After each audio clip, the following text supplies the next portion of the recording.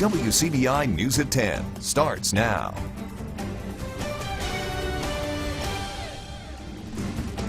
Good evening, I'm Tommy Lopez. Some storms came through our area today, and that's where we start. There was damage throughout our area, like this tree in Amory.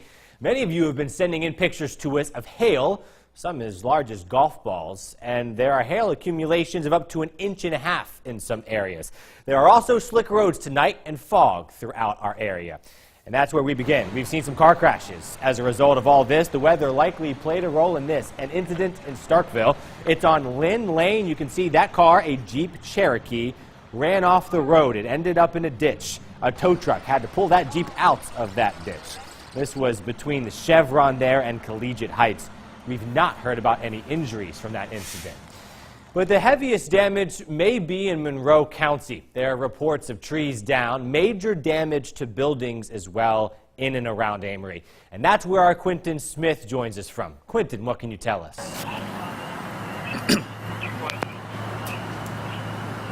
That's right, Tommy. The storm may have passed, but it definitely left behind massive damage. I'm here at Larry Clark Chevrolet, right off of 278, and I want to take you straight to some of the damage the storm left behind. Look right here behind me. This is an aluminum roof that blew off of a shed here nearby. They say a straight line wind is said to be the cause for this damage. But this isn't the only damage the storm left behind. Here at Larry Clark Chevrolet, many of the vehicles were damaged because of hail that came down. And that's not it. That's not it. Trees were said to be down all across the city as well. And again, straight line winds and hail is said to be the cause of most of this damage here. Now, there were sporadic power outages, but the good news is the power is back up and running. And also some good news to report, there are no injuries and fatalities from this damage that was left behind. We'll continue to stay out here and assess this damage and get more information as it becomes available. But for now, reporting live in Amory, Quentin Smith. Tommy, back to you. Quentin, thank you. Always good to hear that there are no injuries that we've heard of as of now, and those pictures you saw also from various areas throughout Amory that were on your screen. Quentin, thank you. And we'll have more on the latest on that damage coming up tomorrow morning early on Sunrise. Chief Meteorologist Keith Gibson has been following these storms all day long.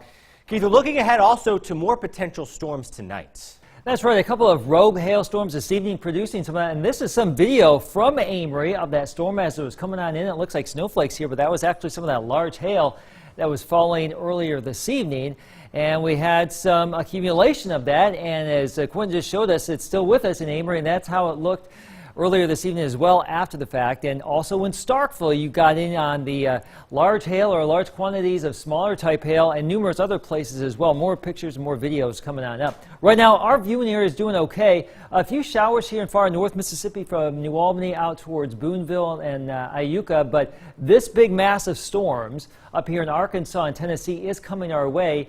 And I want to show you the general movement. Well, we'll show you that coming up in just a few minutes, but that whole line of storms is actually moving off to the southeast here, and we'll be in here after midnight. Your full forecast is coming up. Keith, thank you. New tonight, a Starkville woman is in jail on neglect charges. Starkville police have charged 40-year-old Victoria Jones. It's a charge of deprivation of necessaries with substantial harm. That's the charge.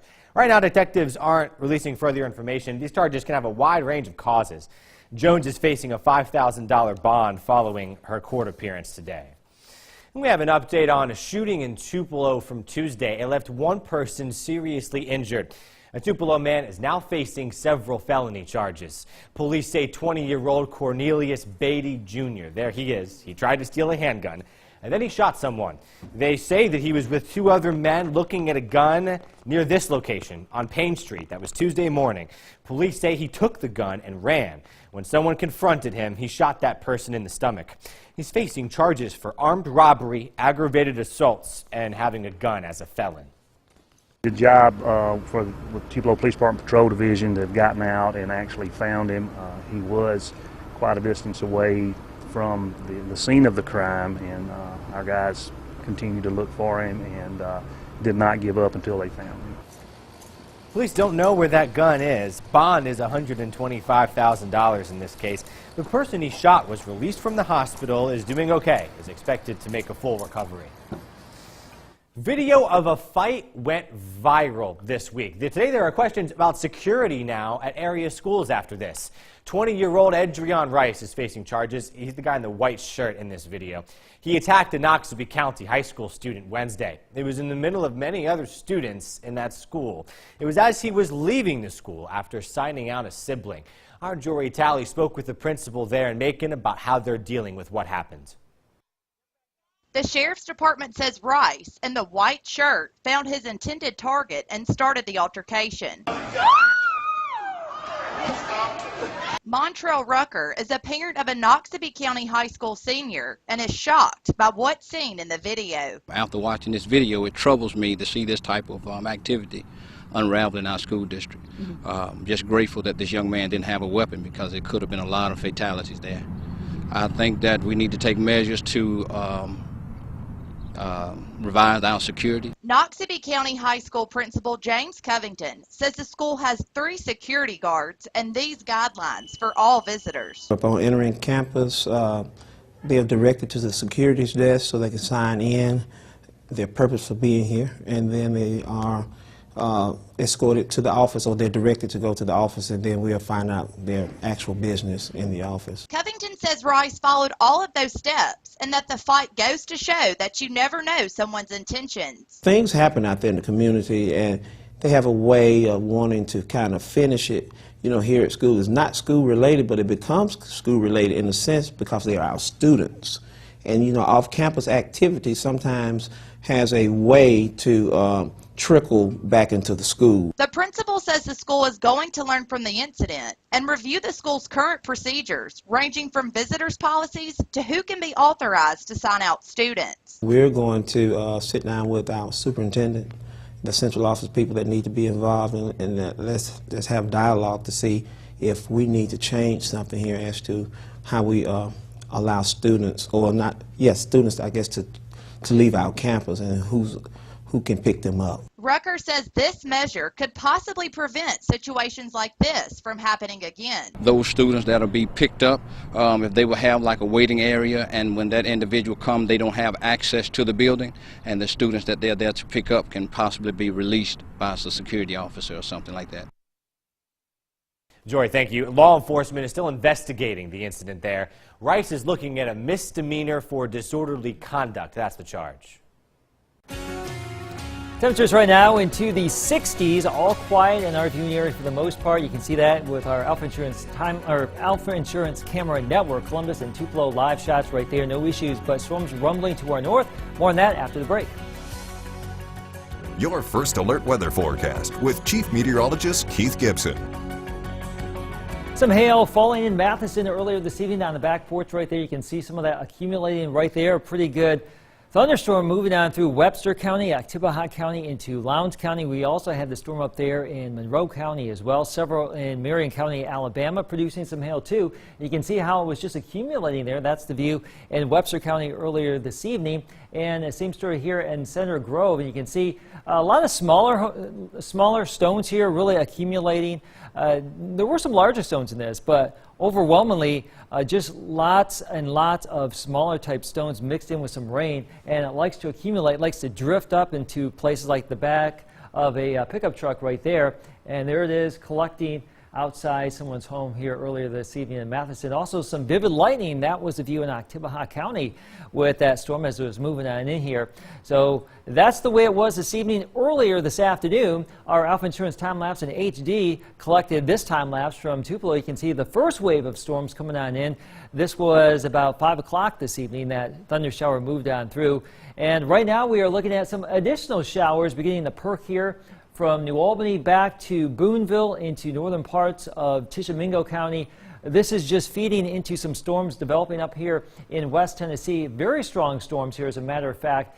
In Arkansas, northern Tennessee, the strongest batch here east of Jackson, Tennessee, is moving off to the southeast. We're watching this trailing in right here in northern Arkansas. This will likely lose a little bit of its punch. There's actually a severe thunderstorm watch until midnight for West Tennessee. Nothing for our area just yet. I think after midnight, things will continue to weaken a little bit as this line of storms approaches. But you can see with Futurecast, it will come all the way through our viewing area. So we will all have a chance for a shower storm during the overnight hours. And then we will wake up to perhaps a a little bit of cloud cover, and that should be just about it for our morning commute. So that moves through tonight. We're looking at a pretty nice Friday around here, a lot of sunshine. Another system will zip on into the region Saturday, giving rise to some additional showers of rain and perhaps even some snow in West Tennessee Saturday night and Sunday morning before we see some nicer weather return as we get into Sunday afternoon. So here's our planner for tomorrow, Tommy. We're looking at some 50s to start out, 60s in the afternoon, a lot of sunshine though. So we have some storms tonight. Yeah, we'll get through tonight, and then we'll be rewarded with some nice sunshine tomorrow. 50s for the weekend, 50s next week, maybe a shot at a few more freezes next week too. So winter's holding on here. Yeah, we're still feeling the winter, and we get some sunshine after all the storm. It's been so warm and so spring-like for so long, it's going to be a shock to the system to actually have a prolonged bout of some cool weather for the weekend and next week. Yeah, and lows near freezing. If not into the upper 20s. So. Yeah, wow. All right, Keith, thank you very much. Two of our area teams are battling for the 4A state championship. Who's going to be bringing home that gold ball back to North Mississippi? That's coming up tonight. Stay with us. Watching WCBI News at 10 with Tommy Lopez. To our Health Talk with Baptist segment. March is Colon Cancer Awareness Month. Tonight, Baptist is talking about treatment options.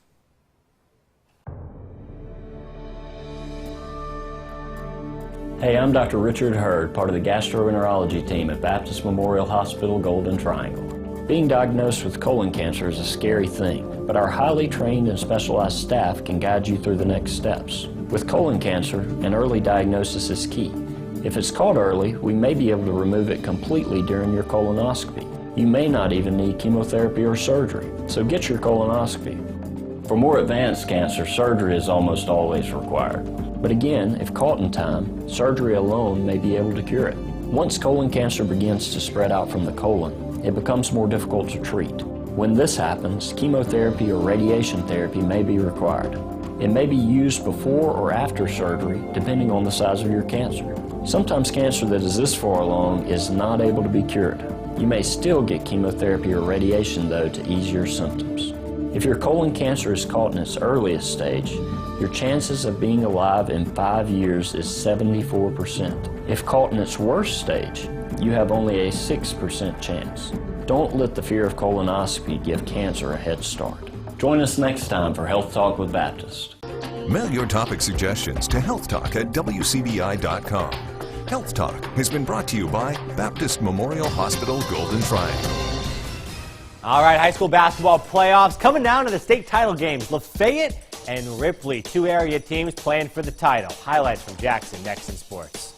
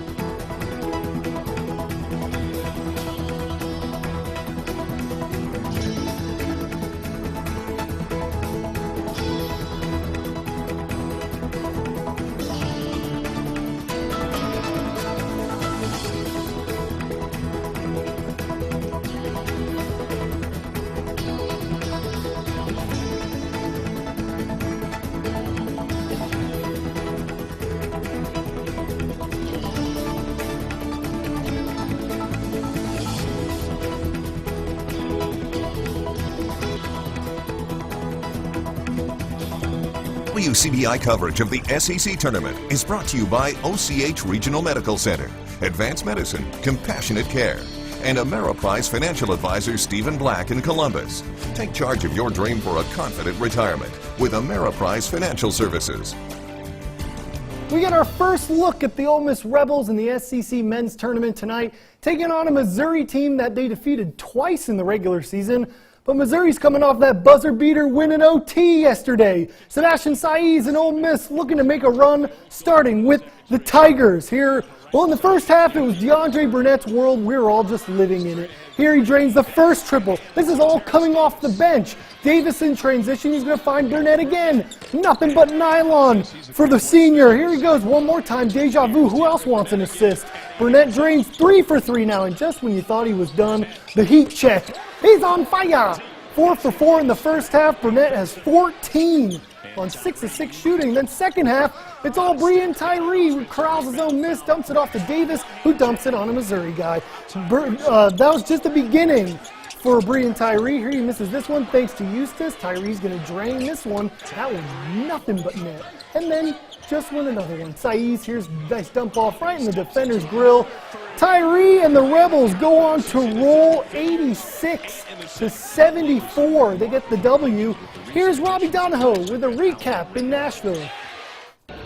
Thank you, Tom, and good evening. Outside of Bridgestone Arena here in Nashville, just finishing up between Ole Miss and Missouri. We'll recap that game tomorrow morning, and obviously follow our Twitter pages at Robbie Donahoe or at WCBI Sports for the latest on the Rebels. Now, the SEC men's basketball tournament continuing tomorrow. As you know by now, Mississippi State won't be playing in the tournament no longer. They will finish 16-16 overall, 500 record. That's the first time that MSU has finished at 500 or above in 5 years. And it's always year 2 to year 3 that Ben Howland makes the biggest jump in terms of his talent and skill and how good his team really is, whether it's Northern Arizona, Pittsburgh, or UCLA. Those teams 20-plus wins and then going to the NCAA in year 3. Alabama obviously continuing on in the SEC men's basketball tournament. They will face a tough South Carolina team that they played in 4 overtimes in Columbia just a few weeks ago. Our coverage will continue from Nashville throughout the weekend, we hope, right here on WCBI Sports. Reporting here in Nashville, Robbie Donahoe. We'll send it back to you, Tom, in Columbus.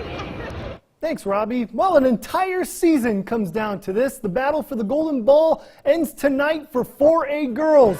Lafayette Lady Doors taking on the Rip City Ripley Lady Tigers. Here early on, Martera Crum gets the ball inside. She drives and scores. Lady Tigers, they lead early on. More from Ripley, coming out fast against a very good Lafayette team. Deja Rogan, she drives spin move for the score. Ripley leads early on, but the Lady Doors, you're not going to keep them contained for too long. Shania Buford gets the ball up top. She'd have a big game in the Title I, drains the triple. Lady Doors retake the lead. More from Lafayette. Buford again, look at his driving spin move. That is pretty basketball right there. She, as I mentioned, Buford was the star for Lafayette in this one. Fourth quarter we go, Doors up 2. Buford gets a floater to drop. That extends the lead to 4 later on. We've been talking about her all highlight long. Buford again with the stop-pop jumper. And that's it, folks. The Lafayette Lady Doors win their first state title since 1982, defeating Ripley 55-45. Here's reaction